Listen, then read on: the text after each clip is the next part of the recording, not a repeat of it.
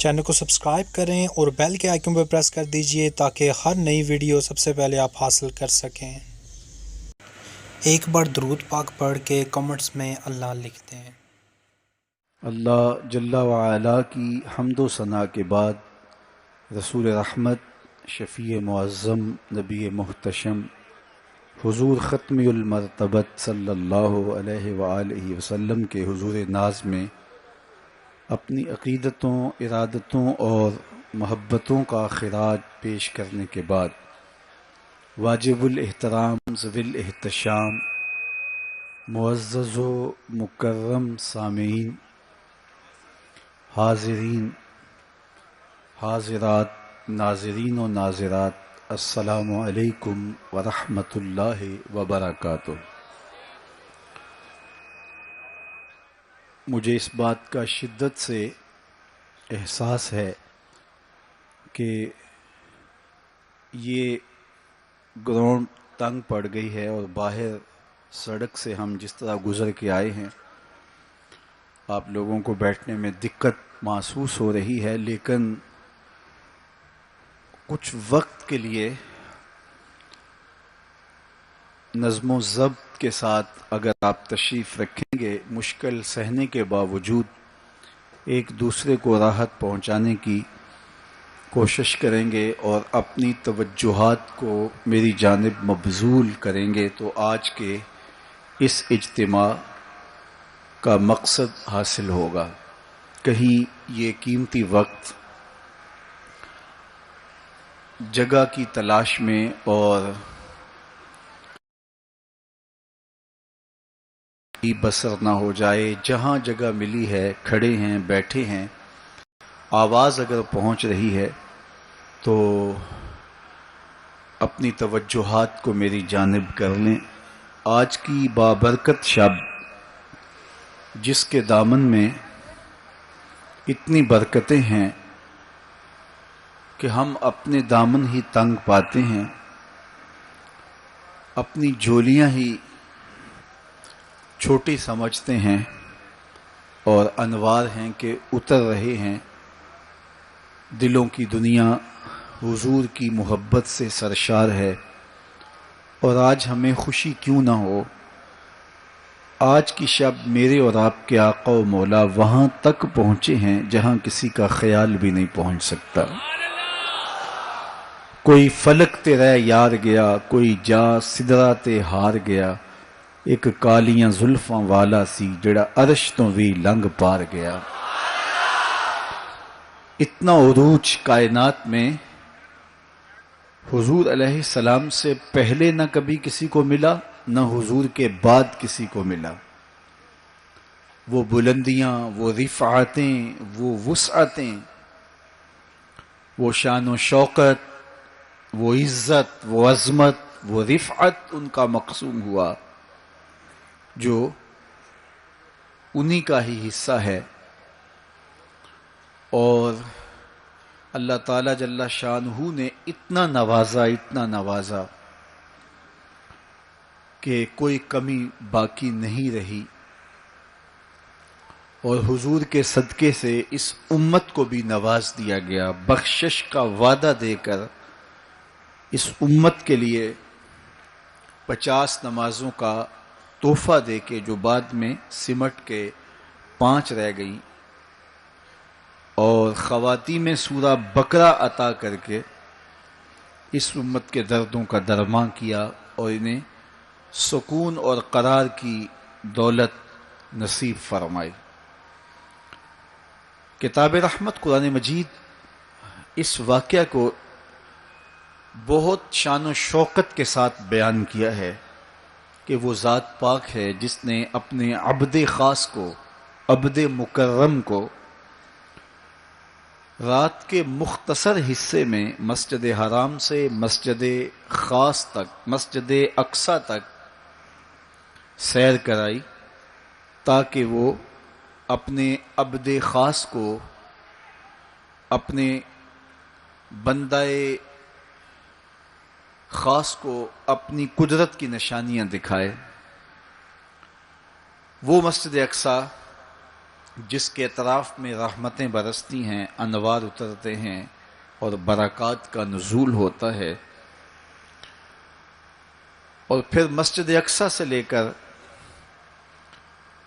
آسمان تک، اور آسمان سے سدرہ تک، اور سدرہ سے جہاں تک میرے رب نے چاہا اپنے محبوب کو سیر کرائی اور قدرت کے نشانات دکھائے، جنت کی سیر کروائی، حضور نے دوزخ کا ملاحظہ کیا، مسجد اقصی میں نبیوں کی امامت کروائی، بیت المعمور میں اللہ کے محبوب کی جلوہ گری ہوئی، انبیاء علیہم السلام سے ملاقاتیں ہوئیں،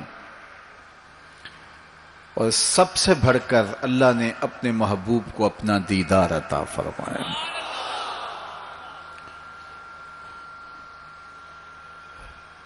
اب اس سرعت کے ساتھ، جس تیزی کے ساتھ حضور علیہ السلام تشریف لے گئے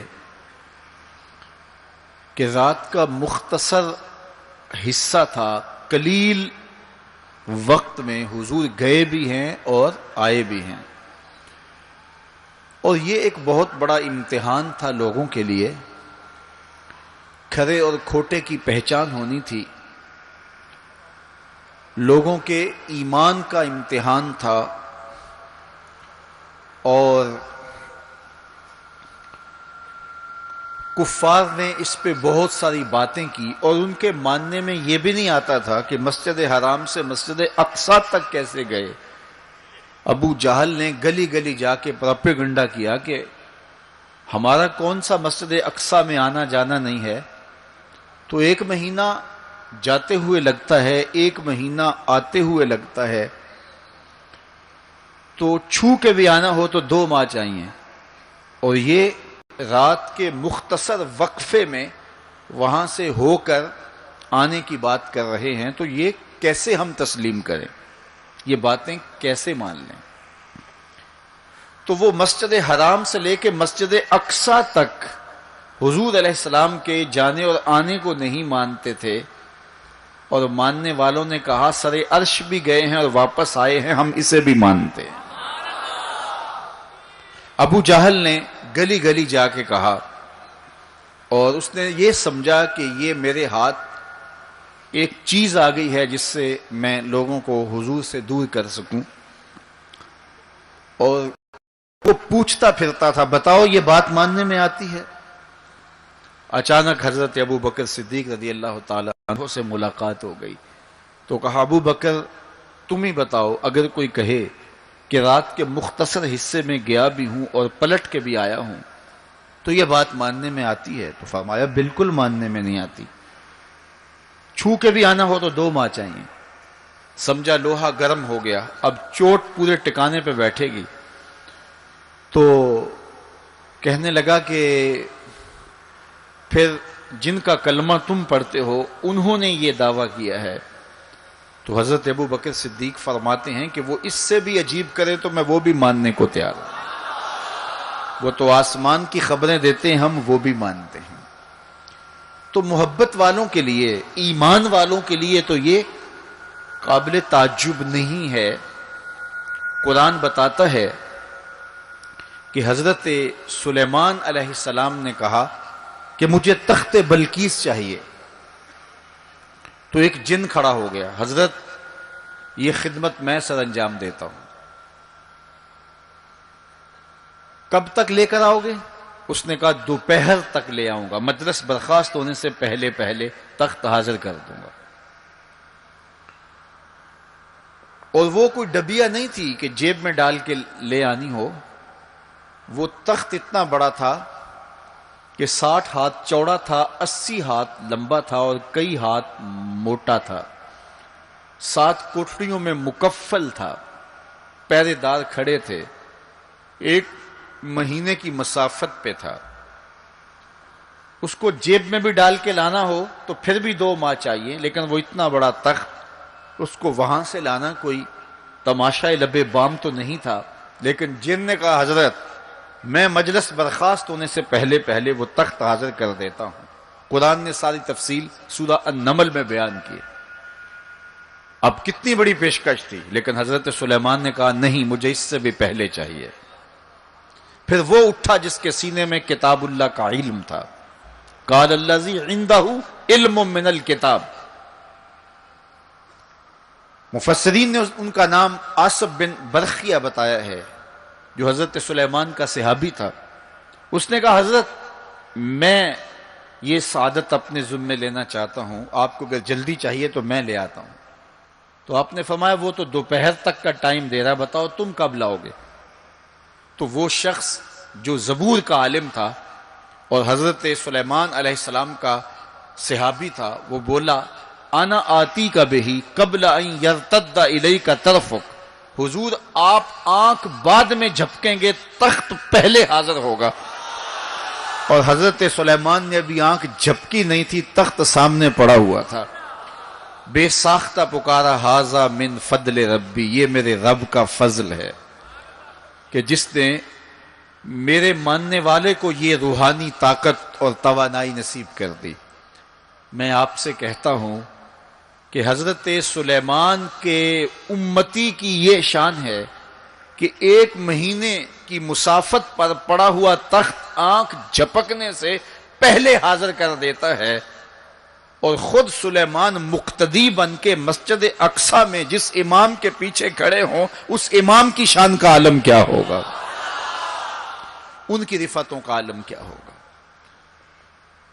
تو یہ ایک امتحان ہے معراج، اور میرے اور آپ کے آقا و مولا کی عظمتوں کو ماننے والوں نے کہا کہ یہ بعید نہیں ہے، اللہ اپنے محبوب علیہ السلام کو جہاں چاہے جتنے وقت میں چاہے لے جا بھی سکتا ہے، اور اللہ کی دی ہوئی طاقت سے محبوب واپس پلٹ کے آ بھی سکتے ہیں۔ لوگوں نے یہ کہا کہ جسم اتنی سرعت کے ساتھ اگر محو سفر ہو تو تحلیل ہو جائے، تو میاں تخت سلیمان تحلیل نہیں ہوا، اور یہ حضرت سلیمان کے مقتدی کی تخت بلقیس جو ہے وہ تحلیل نہیں ہوا، اور یہ حضرت سلیمان کے مقتدی کی روحانی قوتوں کا کرشمہ ہے۔ تو جب ان کے مقتدی کی قوتوں کا یہ کرشمہ ہے تو ان کے امام کی طاقتوں کا عالم کیا ہوگا اور رفعتوں کا عالم کیا ہوگا۔ باقی یہ دعویٰ میرے رب کا ہے، سبحان الذی اسری بعبدہ، وہ ذات پاک ہے جس نے اپنے عبد خاص کو سیر کرائی۔ اور پھر دنیا ورطہ حیرت میں ہے کہ اتنے مختصر حصے میں، اتنے قلیل وقت میں کیسے گئے اور کیسے پلٹ کے آئے۔ اور میرے رب نے کہا کہ سن لو، یہ میرے محبوب کا سفر نہیں ہے، یہ میرے محبوب کی سیر ہے۔ سبحان الذی اسری، یہ میرے محبوب کا سفر نہیں ہے، یہ میرے محبوب کی سیر ہے۔ اور آپ جانتے ہیں سفر اور سیر میں فرق، سفر تیزی کے ساتھ کیا جاتا ہے۔ میں اب جو فاصلہ طے کر کے آیا ہوں، تو اگر میں سیر کی غرض سے یہاں آتا تو مجھے 2 گھنٹے لگتے، اور اگر میں گاڑی پہ بھی آتا تو پھر بھی مجھے کم از کم پونا گھنٹہ چاہیے تھا، لیکن میں 15-20 منٹ میں یہاں پہنچنے کی کوشش کی ہے، کیونکہ میری نگاہ میں ایک ہدف تھا کہ میں نے دیے گئے وقت کے مطابق یہاں پہنچنا ہے۔ وہ تو باہر بے تحاشا رش نہ ہوتا تو میں وقت سے 5 منٹ پہلے ہی پہنچ پاتا۔ تو میں دائیں بائیں سے بے نیاز ہو کے اپنی منزل پہ نگاہیں گاڑے ہوئے سرپٹ دوڑ رہا تھا اور یہاں تک آ پہنچا۔ لیکن سیر جو ہوتی ہے اس میں ہر منظر پہ رکا جاتا ہے، ٹھہرا جاتا ہے، کوئی نظارہ ہو تو اس سے لطف اندوز ہوا جاتا ہے۔ اب اتنی سرعت کے ساتھ گئے اور واپس پلٹ کے آئے، میرا رب کہتا ہے یہ میرے محبوب کا سفر نہیں تھا، یہ میرے محبوب کی سیر تھی۔ کیا سمجھو گے میرے محبوب کو؟ جس کی سیر تمہاری سمجھ میں نہیں آتی، اگر وہ سفر کرے تو پھر کیسے سمجھو گے؟ یہ تو ابھی سیر ہے اور تم ورطہ حیرت میں ہو، کیسے گئے، کیسے آئے۔ عقل والے کہتے ہیں کہ زمین، سطح زمین سے لے کر 44 میل تک ہوا ہے، اس کے بعد کرۂ خلا ہے، پھر کرۂ زمہریر ہے، پھر کرۂ نار ہے، پھر آسمان میں خرق و التیام ممکن نہیں، جسم کا صعود ممکن نہیں ہے، آسمان میں دروازے نہیں ہیں، آسمان ٹوٹ نہیں سکتا، پھٹ نہیں سکتا، تو کیسے کوئی آسمان سے گزر سکتا ہے؟ تو کیسے چلے گئے؟ ہم کہتے ہیں کہ حضرت آدم ماں حضرت حوا کے کیسے آئے؟ یہ رکاوٹیں ان کے راستے میں بھی تو تھیں۔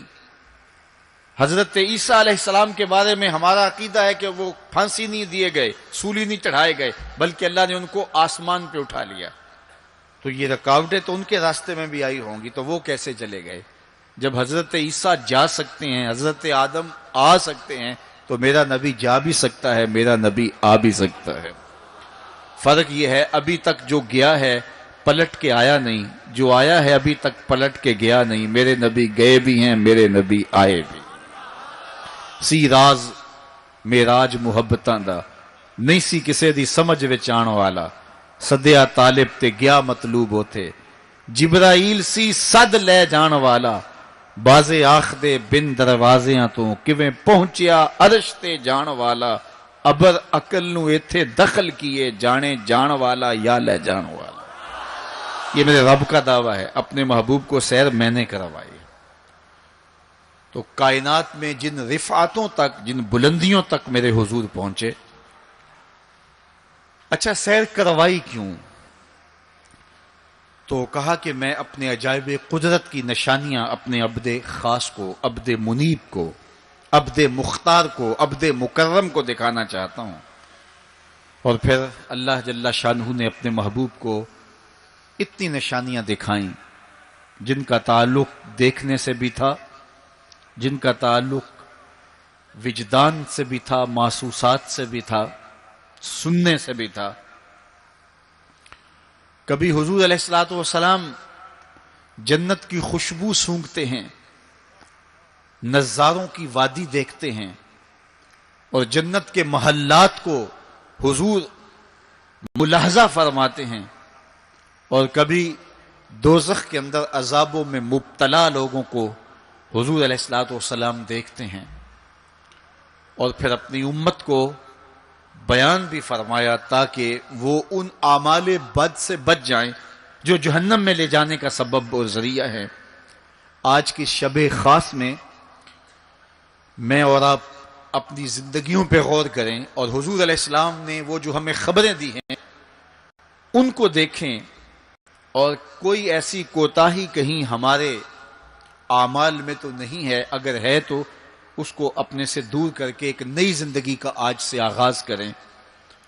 حضور علیہ الصلوۃ والسلام نے فرمایا کہ میں نے کچھ لوگوں کو دیکھا کہ پتھروں سے ان کے سر کچلے جا رہے ہیں، اور پتھروں سے کچلنے کی وجہ سے ان لوگوں کے سر کیمے کی طرح ہو جاتے، کوٹ دیے جاتے ہیں پتھروں سے، لیکن تھوڑی دیر کے بعد پھر صحیح ہو جاتے ہیں، لیکن پھر دوبارہ ان کے سر کچلے جاتے۔ تو میں نے پوچھا جبریل یہ کون لوگ ہیں؟ تو کہا کہ یہ وہ لوگ ہیں کہ جن کے سر نماز کی وجہ سے بوجھل رہتے تھے، نماز جن کو بڑی بھاری لگتی تھی۔ کئی لوگوں کو نماز کا کہیں تو وہ 100 بہانے کرتے ہیں، اور ایک بہانہ تو ہر بے نمازی کرتا ہے، میرے کپڑے پاک نہیں ہیں۔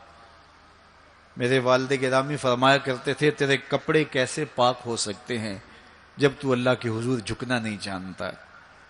جب اس کے حضور جھکنا سیکھ جائے گا تیرا لباس بھی پاک ہو جائے گا، تیرا بدن بھی پاک ہو جائے گا، تیرا تن بھی پاک ہو جائے گا، تیرا من بھی پاک ہو جائے گا۔ تو 100 بہانے، تو ان کے سر نماز کی وجہ سے بوجھل ہو جاتے، اذان کی آواز سنتے اور پھر دوبارہ سرہانے پہ سر ڈال دیتے اور اٹھنے کی ہمت نہ پڑتی۔ حی علی الصلاۃ حی علی الفلاح کی دل فریب صدائیں کانوں میں پڑتی۔ تو ان کے سر نماز کی وجہ سے بوجھل ہوتے تھے، اور آج ان کے سر پتھروں سے کوٹے جا رہے ہیں۔ اس پورے اجتماع میں جو اس گراؤنڈ کے کناروں تک ہے اور باہر گلی میں بھی اس لاؤڈ سپیکر کے ذریعے سے بازار میں بھی سڑک پر بھی آوازیں پہنچ رہی ہوں گی، تو آپ سب اور میں غور کریں کہ ہماری زندگی میں کہیں نماز سے کوتاہی تو نہیں ہے، اور یہ بھی سن لیجئے کہ یہ معراج کا تحفہ خاص ہے جو حضور لے کر آئے ہیں۔ معراج کی شب جب حضور وہاں پہنچے، جب کسی کا تصور بھی نہیں پہنچ سکتا، تو اللہ نے اپنے محبوب علیہ السلام کو جو عطا کیا اس میں خواتین میں سورہ بقرہ تھی، سورہ بقرہ کی آخری آیات عطا کی گئی، امت کے ساتھ بخشش کا وعدہ کیا گیا اگر وہ شرک نہیں کرتی، اور جو سب سے اہم شے وہ یہ کہ 50 نمازوں کا تحفہ دیا گیا۔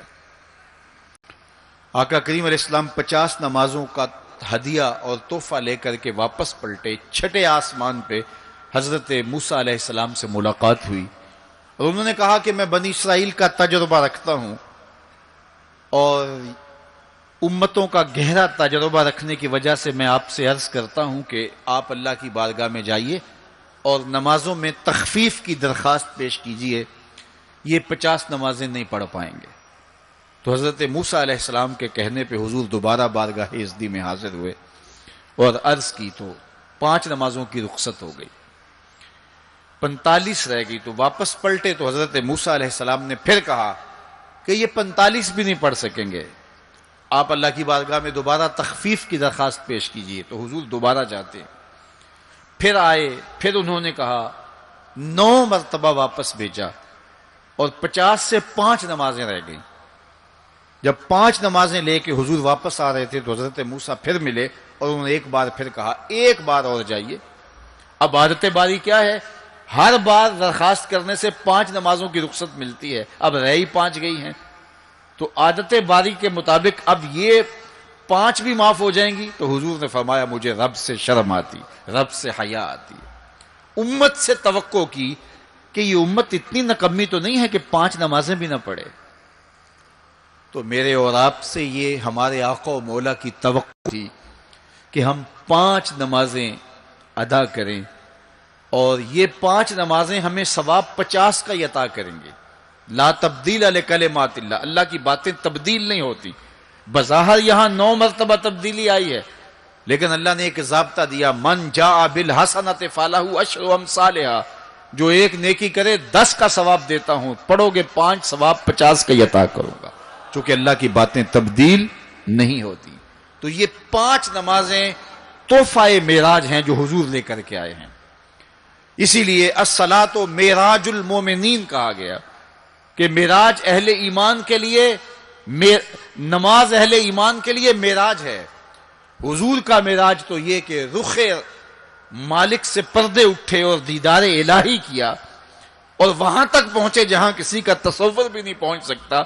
لیکن اس امت کے لیے معراج یہ ہے کہ جب وہ پیشانی سجدے میں رکھ کے سبحان ربی الاعلیٰ کہتی ہے، اتنی رحمتیں برستی ہیں کہ اگر لوگوں کو پتہ چل جائے کہ ہم جب سجدے میں ہوتے ہیں تو کتنی رحمتیں برستی ہیں، تو وہ سجدے سے ساری نہ اٹھائیں، اتنی رحمتوں کا نزول ہوتا ہے۔ اس لیے اس امت کا معراج یہ ہے کہ یہ 5 گانا نماز شعار زندگی بنا لے، کبھی بھی نماز قضا نہ ہونے دے، اپنی زندگی میں نمازوں کو اس طرح شامل کرے کہ نماز کا وقت آئے تو بے چینی ہو کہ نماز کی ادائیگی ہو، اور ایک نماز کے بعد دوسری نماز کا انتظار کرنے لگ جائیں۔ میرے اور آپ کے آقا و مولا نے فرمایا، مجھے تمہاری دنیا سے صرف 3 چیزیں پسند ہے، حبب الی من دنیاکم ثلاث، تمہاری دنیا سے صرف 3 چیزیں پسند ہے، خوشبو، پاکیزہ عورتیں، اور میری آنکھوں کی ٹھنڈک نماز میں رکھی گئی۔ حضور نماز کو آنکھوں کی ٹھنڈک قرار دیں، اور فرمایا بلال حبشی کو جب اذان کے لیے کہتے تو یہ فرماتے، ارحنا یا بلال، بلال اٹھو اور ہمارے سینے کو راحت پہنچا دو۔ تو نماز سے حضور کے قلب کو، حضور کے سینے کو راحت پہنچتی تھی۔ میں اور آپ جتنے لوگ یہاں آئے ہیں، اور جس ہجوم کے ساتھ، جس شوق کے ساتھ، جس ولولے کے ساتھ اور جس محبت کے ساتھ آئے ہیں، یقیناً آپ اور میں حضور کو راضی کرنے آئے ہیں، اپنے رب کو راضی کرنے آئے ہیں، آقا دو عالم کی رضا کے حصول کے لیے ہم آئے ہیں۔ تو حضور کی رضا کے طالب بن کے آج کے اس اجتماع میں آنے والوں، اگر تم چاہتے ہو کہ حضور ہم سے راضی ہو جائیں، تو اگر بدقسمتی سے کوئی بے نمازی ہے تو آج عزم کر کے جائے کہ آج کے بعد نماز نہیں چھوڑوں گا، اللہ کے رسول راضی ہو جائیں گے انشاءاللہ۔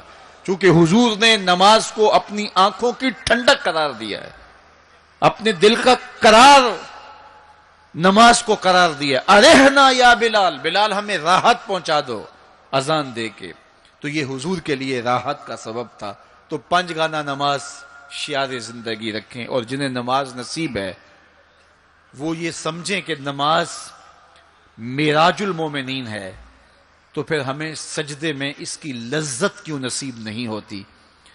تو وہ اپنے خیالات کو قابو میں کریں، اپنی نماز میں یکسو ہو جائیں۔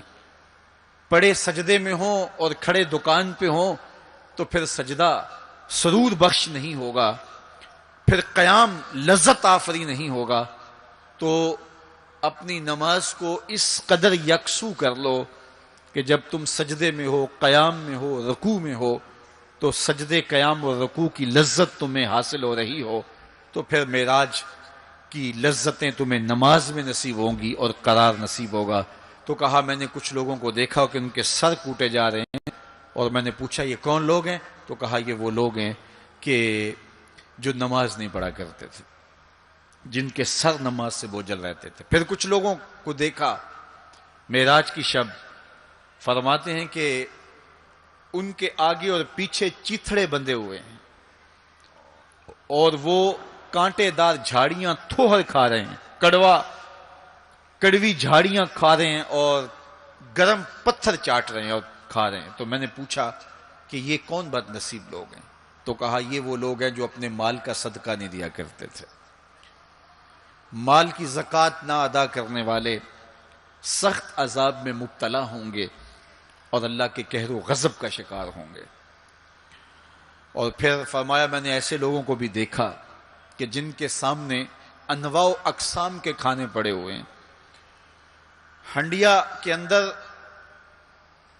اچھے تازہ اور خوشبودار ماکولات موجود ہیں، لیکن وہ ان کو نہیں لے رہے، بلکہ بدبودار سڑا ہوا گوشت کہیں پڑا ہے اور وہ اس کو اٹھا کے کھا رہے ہیں۔ تو مجھے حیرت ہوئی، تو میں نے جبریل سے پوچھا کہ یہ کون بد نصیب لوگ ہیں کہ ان کے سامنے بھنا ہوا تازہ گوشت موجود ہے، خوشبودار گوشت موجود ہے، لیکن یہ اس بدبودار اور متعفن میں ہاتھ مار رہے ہیں۔ تو کہا یہ آپ کی امت کے وہ بد نصیب لوگ ہیں کہ جن کو پاک طاہر اور پاکیزہ بیویاں میسر تھیں، لیکن اس کے باوجود وہ ناپاک عورتوں کے بستروں پہ راتیں بسر کرتے تھے۔ دور موجود کے اندر برائی اور بدی تیزی کے ساتھ پھیلتی چلی جا رہی ہے، اور جدید ذرائع ابلاغ نے، جس میں سوشل میڈیا پیش ہے، آنکھوں سے حیا تو چھین ہی لیا ہے، خیالوں کی پاکیزگی تو چھین ہی لی ہے، عصمت کے جوہر پر اتنی تیزی سے یہ آلات حملہ آور ہیں کہ اپنی نئی نسلوں کو بچانا اور ان کی حفاظت کرنا بہت ضروری ہو گیا ہے۔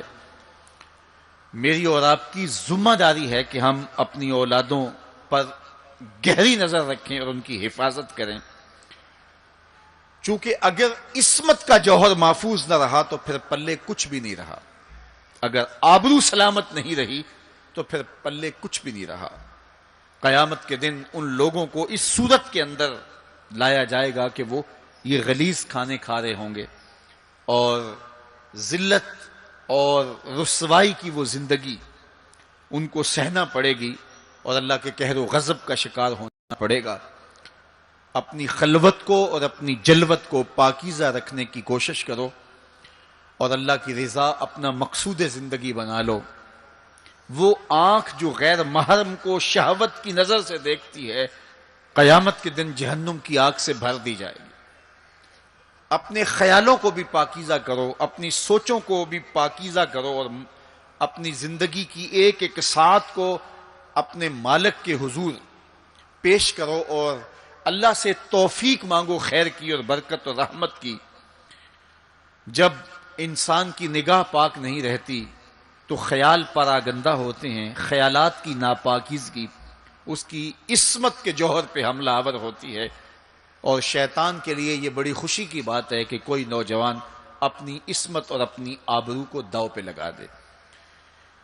تو دور موجود کے اندر یہ فتنہ تیزی کے ساتھ بڑھتا چلا جا رہا ہے، اس میں ہماری معاشرت کی ناہمواریاں اور جدید ذرائع ابلاغ اور قرب قیامت کی وجہ سے فتنوں کا آسمان سے بارش کی طرح برسنا ہے، لیکن جو اپنے آپ کو بچا لے وہی سرخرو ہوگا، جو نہیں بچا پائے گا وہ اپنی دنیا اور آخرت برباد کر لے گا۔ اللہ کے محبوب نے ارشاد فرمایا کہ میں نے کچھ لوگوں کو دیکھا کہ ان کی زبانیں لوہے کی کینچیوں سے کاٹی جا رہی ہیں، آگ کی کینچیوں سے کاٹی جا رہی ہیں۔ دو روایات ہیں، لوہے کی کینچیوں سے اور آگ کی کینچیوں سے۔ تو میں نے پوچھا جبریل یہ کون لوگ ہیں؟ تو کہا حضور یہ آپ کی امت کے فتنہ پرور خطیب ہیں، جو کہا کرتے تھے ان کا اپنا وہ عمل نہیں ہوا کرتا تھا۔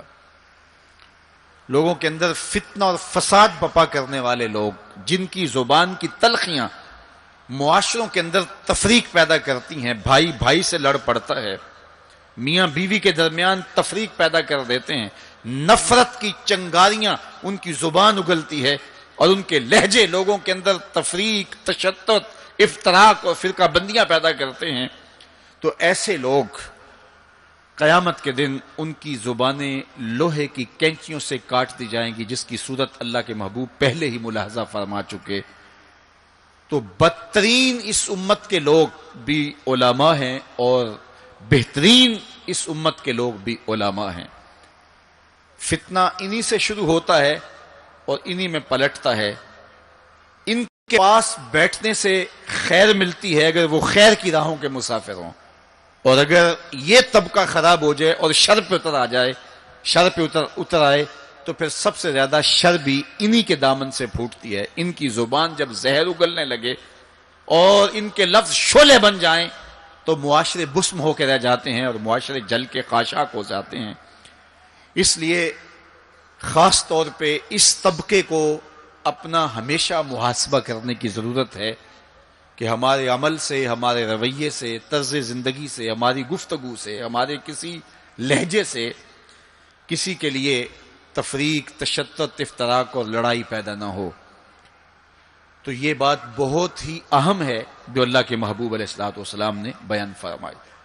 اللہ کے محبوب علیہ السلام فرماتے ہیں میں نے ایک منظر دیکھا کہ ایک سوراخ ہے، اس سے ایک بیل نکلتا ہے، نکلنے کے بعد دوبارہ گھسنے کی کوشش کرتا ہے لیکن گھس نہیں پاتا۔ تو میں نے جبریل سے پوچھا کہ یہ کیا ماجرا ہے؟ تو جبریل نے کہا کہ حضور یہ ان لوگوں کی مثال بیان کی ہے جو زبان سے بڑا بول نکال دیتے ہیں اور پھر دوبارہ اس کو لینا چاہتے ہیں تو پھر وہ واپسی نہیں ہو سکتی۔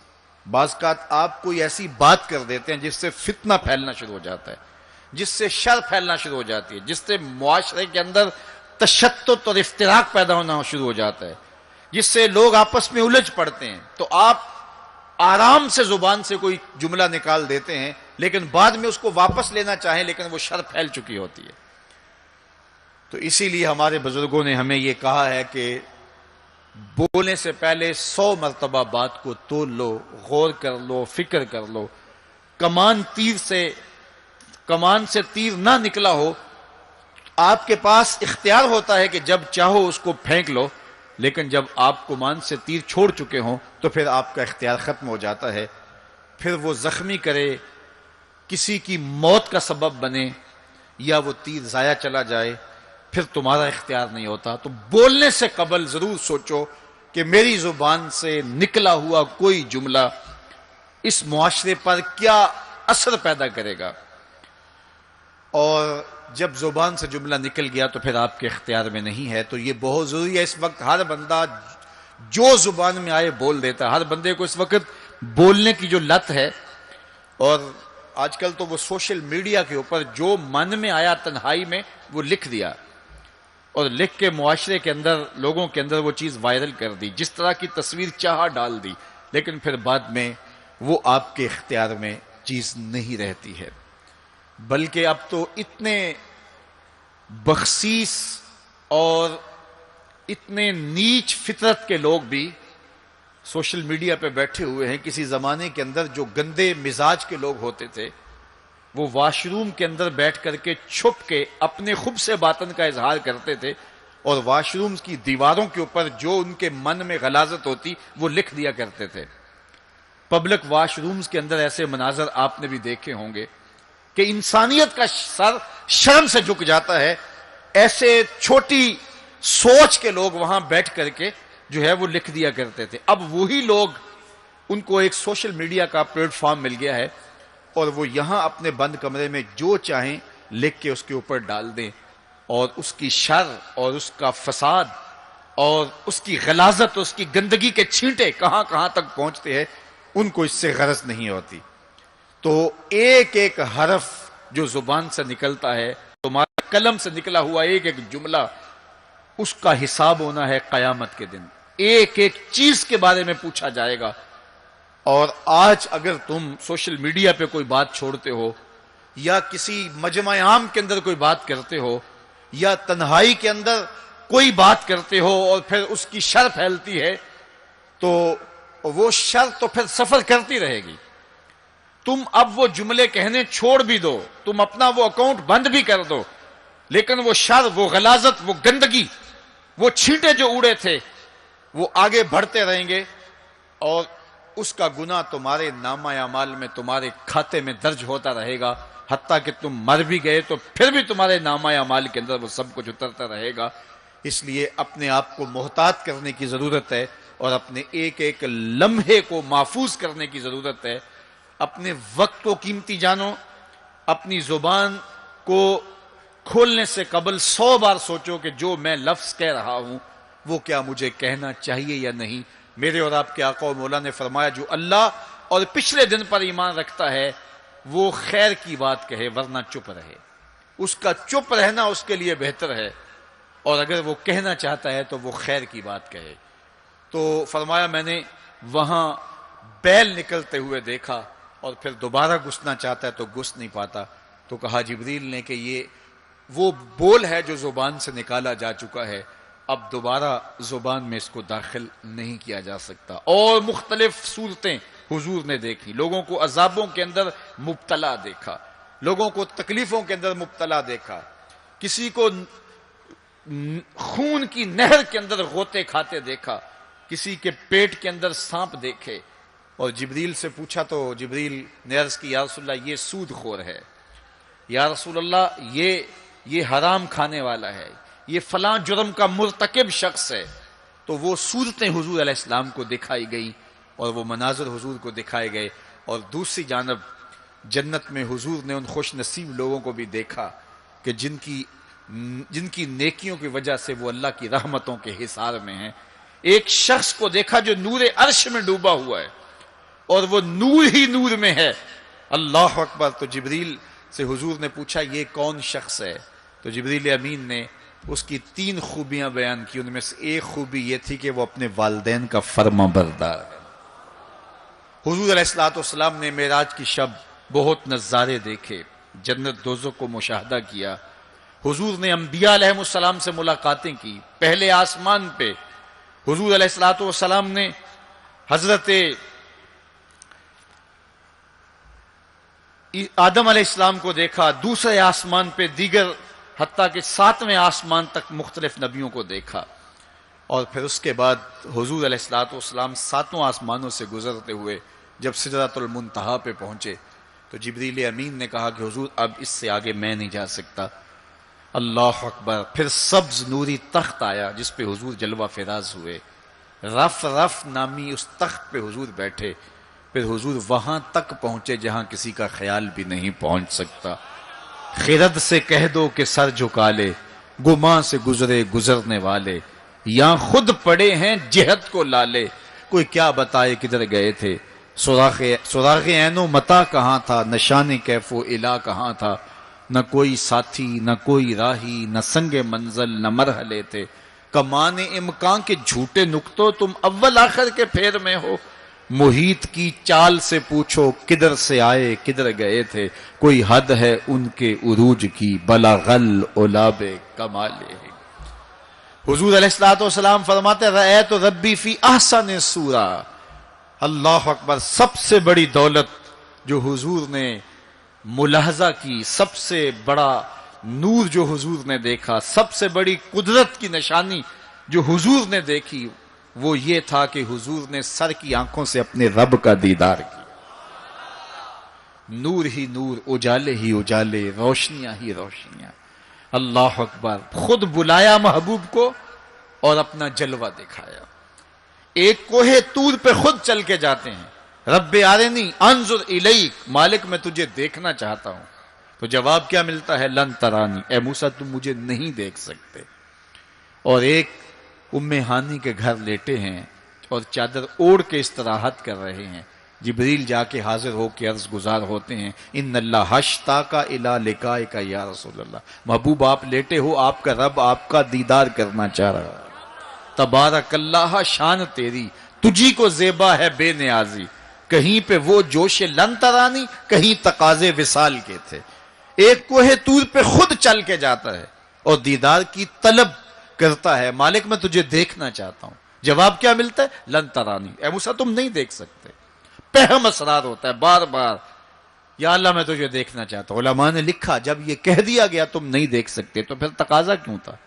کہا اس لیے کہ رب کا کلام سنا تھا، اس لیے تڑپ تھی، جس کے کلام میں اتنا لطف ہے دیدار کا مزہ کیا ہوگا۔ تو کہا تھا مالک میں تجھے دیکھنا چاہتا ہوں۔ اچھا اگر مجھے دیکھنا چاہتے انظر الی الجبل، اس پہاڑ کو دیکھو، اگر یہ اپنی جگہ پہ کھڑا رہا تو تم مجھے دیکھ لو گے۔ اللہ نے اپنی رویت کو استقرار جبل کے ساتھ معلق کر دیا۔ علامہ سعد الدین تفتازانی علیہ رحمہ نے شرح قائد نصفیہ میں اس پہ گفتگو کی ہے کہ ممکن کے ساتھ معلق بھی ممکن ہوتا ہے۔ گویا اللہ کا دیدار ممکن ہے، تو اللہ تعالیٰ جل شانہ نے کہا کہ اس پہاڑ کو دیکھو، یہ اگر اپنی جگہ ٹھہرا رہا تو تم مجھے دیکھ لو گے۔ یہ الگ بات ہے کہ وہ پہاڑ ٹھہر نہ سکا، اللہ کے جلووں کی تاب نہ لا سکا۔ اللہ تعالیٰ نے اس پہاڑ پہ جب اپنی تجلی کا نزول کیا، اور وہ بھی تجلی ذاتی نہیں تھی، تجلی صفاتی، اور اس کا بھی عکس، پرتو، ظل اور سایہ اس پہاڑ پہ ڈالا، اور پہاڑ اس جلوے کی تاب نہیں لا سکا۔ طور جلنے لگا، خر موسیٰ سائے کا قرآن بتاتا ہے۔ حضرت موسیٰ علیہ السلام بھی بے ہوشی کی کیفیت میں زمین پر تشریف فرما ہو گئے۔ اللہ اکبر۔ اس کے بعد جب ہوش میں آئے تو حضرت موسیٰ اللہ کی بارگاہ میں عرض گزار ہے، مالک میں تیرے حضور توبہ کرتا ہوں، میں نے تقاضا ہی کیوں کیا۔ اللہ اکبر۔ جلووں کی تاب نہیں لا سکے، اور وہ تجلی ذاتی بھی نہیں تھی، تجلی صفاتی تھی، اور وہ بھی تجلی صفاتی کا عکس تھا، سایہ تھا، اور وہ بھی پہاڑ پہ پڑا، پہاڑ سے منعکس ہو کے حضرت موسیٰ علیہ السلام پہ آیا، لیکن تاب نہیں لا سکے۔ لیکن اللہ کے دیدار کا سرما تو آنکھوں میں لگ گیا تھا، ایک جھلک تو پڑی تھی۔ امام حلبی نے لکھا ہے کہ اس کے بعد حضرت موسیٰ کی نگاہوں کا عالم یہ تھا کہ کالی رات کے اندھیرے میں کالے پتھر پر کالے رنگ کی چیونٹی کو 9 فراسخ دور سے، ایک فرسخ 3 میل کا ہوتا ہے، 27 میل دور سے، تقریباً 50 کلومیٹر دور سے کالے رنگ کی چیونٹی کو کالے پتھر پر کالی رات کے اندھیرے میں چلتا ہوا دیکھ بھی لیتے تھے، اس کے قدموں کی آہٹ کو سن بھی لیتے تھے۔ یہ اللہ کا کلام سننے کی وجہ سے کانوں میں یہ سماعت آ گئی، اور اللہ کا دیدار کرنے کی وجہ سے آنکھوں میں یہ توانائی آ گئی کہ 50 کلومیٹر دور کالی رات کے اندھیرے میں، شب دیجور کی ظلمتوں میں، کالے رنگ کی چیونٹی کو چلتا ہوا دیکھتے بھی، اس کے قدموں کی سرسراہٹ کو سنتے بھی۔ یہ اس کی نظر کا کمال ہے جس نے تجلی صفاتی کا پرتو پہاڑ پہ پڑتے ہوئے دیکھا اور تاب نہ لا سکا، اور جو ذاتی تجلیوں میں گم رہا اور آنکھ بھی نہیں جھپکتا، اس محمد عربی کی نگاہوں کا عالم کیا ہوگا، ان کی نظروں کا عالم کیا ہوگا۔ اسی لیے فرمایا انی ارا ما لا ترون واسمع ما لا تسمعون، جو میں دیکھتا ہوں وہ تم نہیں دیکھتے، جو میں سنتا ہوں وہ تم نہیں سنتے۔ تو تجلی صفاتی کا پرتو پڑا ہو تو نظر اتنی تیز ہو جائے اور تجلی ذاتی کا عکس جس نے دیکھا، تجلی ذاتی کے جلووں میں جو گم رہا ہو، تو اس کی نگاہوں کا عالم کیا ہے؟ اللہ اکبر. یہاں تو خضا موسیٰ صاعقہ ہے، وہاں کیا ہے؟ ما زاغ البصر وما طغی. آنکھ نہ ہی تو چندھیائی اور نہ حد ادب سے متجاوز ہوئی. کیسی آنکھ ہے؟ جب جلوائے محبوب دیکھا تو آنکھ چندھیائی بھی نہیں. آپ سورج کو دیکھیں اور وہ دوپہر پر ہو اور جو ہے وہ پورے جلال پر ہو تو آپ کی آنکھیں چندھیا جاتی ہیں، آپ دیکھ نہیں پاتے، آنکھوں میں پانی اتر آتا ہے. اب یہ آنکھیں کیسی تھیں کہ جب جلوائے جمال خدا دیکھا تو خدا کہہ رہا ہے، رب کہہ رہا ہے ما زاغ البصر. کیسی آنکھیں ہیں کہ جو چندھیائی نہیں ہیں، وما طغی، اور حد ادب سے متجاوز بھی نہیں ہوئی ہیں. دنیا پر ایسا ہوتا ہے، کسی منظر کو کوئی نظر دیکھے تو نظر منظر کی تعریف کرتی ہے نا. کوئی نظارہ دیکھے تو ناظر تعریف کرتا ہے نا، واہ واہ کیسا نظارہ تھا، کیسا منظر تھا. دنیا کے اوپر یہی ہوتا آیا ہے. لوگ جاتے ہیں گلزاروں کو، پہاڑوں کو، کوساروں کو، وادیوں کو دیکھنے کے لیے، تو واپس پلٹتے ہیں تو کہتے ہیں کیا منظر تھا یار. پہاڑوں پہ جمی ہوئی برف، پھوٹتے جھرنے، بہتی ندیاں، کیا منظر تھا، کیا خوبصورت درخت تھے، اور درختوں کے اوپر کیا قدرت کے جمال کے رنگ تھے. اقبال بھی ایک منظر دیکھ کر آئے تو واپس کسی نے پوچھا کیا دیکھا وہاں، تو انہوں نے کہا من خدا را آنجا دیدم بے حجاب. میں نے اس کے جلوے وہاں بے نقاب دیکھے ہیں.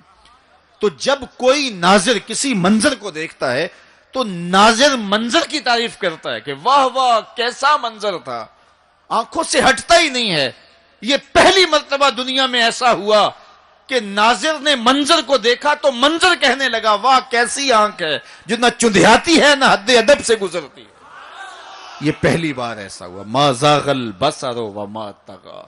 تو محبوب کریم نے، اللہ اکبر، اگر یہ کہا جائے کہ حضور کی روح نے معراج کیا تھا، یہ خواب دیکھی تھی، تو یہ آیت اس کی دلیل ہے کہ جب خواب دیکھی جاتی ہے تو یہ آنکھیں بند ہوتی ہیں. خواب خیال سے دیکھی جاتی ہے، وہ ایک خیال ہے جو پرواز کرتا ہے، اس کا تعلق دماغ سے ہوتا ہے. اور اگر روح کا دیکھنا ہو تو وہ روح بھی آنکھوں سے نہیں دیکھتی، ان آنکھوں سے، اس کی روح کی اپنی آنکھیں ہیں. تو جب آنکھوں کا ذکر کیا کہ آنکھ چندھیائی نہیں اور حد ادب گزری نہیں، تو محبوب پتا چلا کہ جو جلوہ دیکھا تھا وہ خواب میں نہیں دیکھا تھا، وہ اس آنکھ نے دیکھا تھا. جو جلوہ دیکھا تھا وہ آنکھ نے دیکھا تھا. اسی لیے تو بات آنکھ پہ ہو رہی ہے. ما زاغ البصر وما طغی. آنکھ چندھیائی نہیں، حد ادب سے گزری نہیں، تو معلوم ہوا کہ جو دیکھا تھا وہ آنکھ نے دیکھا ہے، اسی لیے تو آنکھ کی بات ہو رہی ہے. اور پھر ایک اور بات سنو، آگے قرآن کہتا ہے ما کذب الفؤاد ما رأى. جو آنکھ نے دیکھا دل نے اس کی تکذیب نہیں کی. یعنی جب آنکھ نے وہ جلوہ دیکھا تو آنکھ نے دل سے پوچھا کہ یہ وہی ہے، چونکہ دل میں تو وہ پہلے ہی رہتا تھا، دل میں تو بسیرے پہلے ہی تھے، دل میں تو پہلے ہی تھے. دیکھو کسی نے کسی کو نہ دیکھا ہو اور وہ کسی کے ساتھ اس کو دیکھنے جائے، تو جس کے ساتھ وہ دیکھنے گیا اس نے دیکھا ہو تو اس کو لگے کہ یہ وہی ہے، تو وہ اس سے پوچھتا ہے جناب یہ وہی ہے، تو اس نے دیکھا ہو تو وہ تصدیق کر دیتا. اور اگر اس نے بھی نہ دیکھا ہو تو پھر اسے کوئی پوچھتا بھی نہیں، چونکہ ہم بھئی ایک جیسے ہیں، تم نے بھی نہیں دیکھا میں نے بھی نہیں دیکھا. تو جب کسی نے پہلے دیکھا ہوا ہو تو پھر دوسرا اس کو پوچھتا ہے ہاں وہی ہے، اور وہ کہتا ہے ہاں ہاں وہی ہے. اور وہ یہ تب کہہ سکتا ہے کہ اس نے پہلے دیکھا ہو. جب جمال الہی کو نگاہ مصطفیٰ نے دیکھا تو نگاہ نے دل سے پوچھا یہ وہی ہے، یہ وہی ہے جو دل میں درد بن کے رہتا ہے، یہ وہی ہے. ما کذب الفؤاد ما رأى. قرآن بتاتا ہے جب آنکھ نے پوچھا نا دل سے تو دل نے تکذیب نہیں کی، دل نے کہا ہاں یہ وہی ہے. اب یہاں ایک جملہ کہتا ہوں اور میری تقریر یہاں اختتام کو بھی پہنچ جائے گی، تو یہ آپ کے لیے کافی قوی غذا ہوگی اور روح کو سرشار رکھے گی. اور وہ یہ کہ جو دل میں رہتا ہو وہ آنکھوں کے سامنے آئے، اسے تو معراج کہتے ہیں. جو دل میں بستا ہو وہ آنکھوں کے سامنے آ جائے، اسے ہی تو معراج کہتے ہیں. اس لیے دل نے تو پہلے ہی دیکھا تھا, دل میں تو وہ پہلے ہی رہتا تھا. آج شب جو ہے وہ آنکھ نے دیکھا, تو آنکھ جو ہے وہ تڑپ کے دل سے پوچھتی ہے وہی ہے. اللہ اکبر. تو پھر آنکھ نے جب پوچھا تو دل نے ما کذب الفؤاد, دل نے تکذیب نہیں کی بلکہ دل نے تصدیق کی. اللہ اکبر. قرآن پوچھئے, قرآن کہتا ہے افتمارونہ علی ما یری, تم بحث کر رہے ہو, لڑ رہے ہو, الجھ رہے ہو آپس میں اس پر کہ جو اس نے دیکھا, تم دیکھنے پہ الجھ رہے ہو. وَلَقَدْ رَآهُ نَزْلَةً أُخْرَى, جو پھر اس نے 2 بار دیکھا. تم ایک بار کی بات کر رہے ہو, اس نے 2 بار دیکھا. اللہ اکبر. ما کذب الفؤاد ما رأى. آنکھ کیسی ہے, حد ادب سے آگے نہیں گزرتی, چندیاتی بھی نہیں ہے. بات ساری آنکھ کی ہو رہی ہے, تو پھر بات خواب کی کہاں آ گئی؟ آنکھ کی بات ہو رہی ہے, آنکھ ہی دل سے پوچھ رہی ہے, تو بار بار آنکھ کی بات ہو رہی ہے. آنکھ نے دیکھا, آنکھ نے دیکھا. اچھا صرف دیکھا ہی کوئی بات نہیں ہوئی؟ اللہ اکبر. صرف دیکھا ہی کوئی بات نہیں ہوئی؟ قرآن سے پوچھتے ہیں, سورہ نجم اٹھاتے ہیں, فَأَوْحَا إِلَىٰ عَبْدِهِ مَا أَوْحَا. کہاں باتیں بھی ہوئی تھیں. اللہ اکبر. اب ساری توجہ ادھر ہوگی. کیا بات ہوئی؟ اعلامیہ کیا جاری ہوا؟ یہ مرکزی نقطہ ہے نا. ملاقات ہوئی ہے, اب کان کھڑے ہو گئے, پھر کوئی بات بھی ہوئی, جواب آیا ہاں ہوئی. فَأَوْحَا, ہاں بات ہوئی. فَأَوْحَا إِلَىٰ عَبْدِهِ, اس نے اپنے بندے سے کوئی بات کی. اب سماعتیں رک گئیں, سانسیں بھی رک گئیں. اب سنیں تو صحیح کیا بات ہوئی. اب سنو کیا بات ہوئی. اور اس بات پہ بات ہی ختم ہے. کیا لفظ ہیں اور کیا قرآن کا اسلوب ہے. قرآن تو واقعی اللہ کا کلام ہے. پھر ذرا سنیے ذرا کیا منظر ہے, لطف کیا ہے کہ ملاقات ہوئی. ملاقات کو قرآن بیان کر رہا ہے. آنکھ جھپکی نہیں ہے, بات قرآن بتا رہا ہے. آنکھ نہ جھپکی ہے, نہ حد ادب سے آگے گزری ہے. یہاں ایک اور بات عرض کرنا چاہوں گا, حد ادب سے آگے نہیں گزری, حد ادب سے متجاوز نہیں ہوئی. تو یہ جملہ بتاتا ہے یہ جبریل سے ملاقات کی بات نہیں بتائی جا رہی, یہ رب سے ملاقات کی بات بتائی جا رہی ہے. یہ حد ادب کی جو بات ہے, اس بات کو سمجھیں. پھر کہا, آنکھ نے پوچھا دل سے, دل نے کہا یہ وہی ہے. اللہ اکبر. آگے بڑھے, اب بات بھی کوئی ہوئی. کہا فَأَوْحَا إِلَىٰ عَبْدِهِ, اس نے اپنے بندے سے کوئی بات کی تھی. کوئی وہی کہتے ہیں اشارہ سریہ خفیہ, سرگوشی جسے کہتے ہیں, کسی کے کان میں کوئی بات کرنا. تو کہا پھر اس نے اپنے بندے سے کوئی بات بھی کی. کان کھڑے ہو گئے, سماعتیں رک گئیں, سانسیں رک گئیں. کیا بات ہوئی؟ جواب آیا ما اوہا, تمہیں کیا لگے جو بھی ہوئی. کرنے والے نے کی, سننے والے نے سنی. فَأَوْحَا إِلَىٰ عَبْدِهِ, اس نے اپنے عبد خاص سے پھر کوئی بات کی. کان رکے, جواب آیا ما اوہا, جو بھی ہوئی. جو بھی ہوئی کرنے والا جانے یا سننے والا جانے. سی راز میراج محبتاں دا, نہیں کسے دی سمجھ وچ آن والا. سدیا طالب تے گیا مطلوب ہوتے, جبرائیل سی صد لے جان والا. بازے آخدے بن دروازیاں تو کیویں پہنچیا عرش تے جان والا. ابر عقل نو ایتھے دخل کیے, جانے جان والا یا لے جان والا. تو کہا جو بھی بات ہوئی وہ ہوئی ضرور. اللہ اکبر. لیکن اتنا سمجھ لو, جو بھی بات ہوئی اس میں گناہگاروں کی بخشش کا پیکج ضرور تھا, اس میں گناہگاروں کی بخشش کی کہانی ضرور ہے. یہ بات اچھی طرح سمجھ لو. اس لیے تم خوشیاں منا رہے ہو, اسی لیے تمہارے چہرے کھلے ہیں معراج کی شب, کہ آج کی شب رب سے محبوب نے جو بات کی ہے اس میں گناہگاروں کی نجات کی ضمانت اپنے رب سے لی ہے. اللہ اکبر. تو وہ شان عطا کی, وہ رفعت نصیب ہوئی, وہ بلندیاں نصیب ہوئی جو کسی اور کا مقسوم نہیں ہے.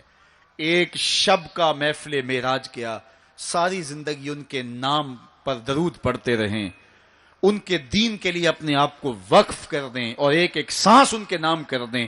حق کے شکر پھر بھی ادا نہ ہو, اس لیے کہ ہماری بخشش کی ضمانت اسی دہلیز سے ہوئی, اسی چوکھٹ سے ہوئی. یہ سارے اجالے, یہ ساری روشنیاں کائنات کے اندر جو آپ کو دکھائی دیتی ہیں, یہ آمنہ کے لال کے قدموں کا صدقہ ہے، اور یہ ساری روشنیاں حضور کے طفیل ہیں۔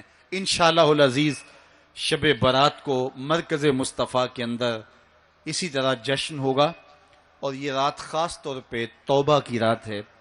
انشاءاللہ 1 بجے شب ہم دعا کرنے کی کوشش کریں گے۔ جس شوق و وارفتگی کے ساتھ آپ تشریف لائے ہو، اسی شوق سے وہاں بھی آنا۔ مجھے اس بات کا پتہ ہے کہ اس وسیع اور عریض گراؤنڈ میں پچھلے سال بھی جگہ کم پڑ گئی تھی، لیکن اب ہم نے الحمدللہ مرکز مصطفیٰ کو مزید وسیع کیا ہے۔ 1 لاکھ آدمی وہاں سہولت سے بیٹھ سکتا ہے۔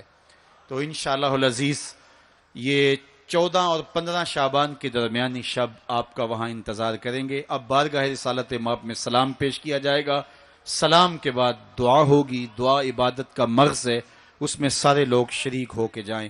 وآخر دعوانا ان الحمدللہ۔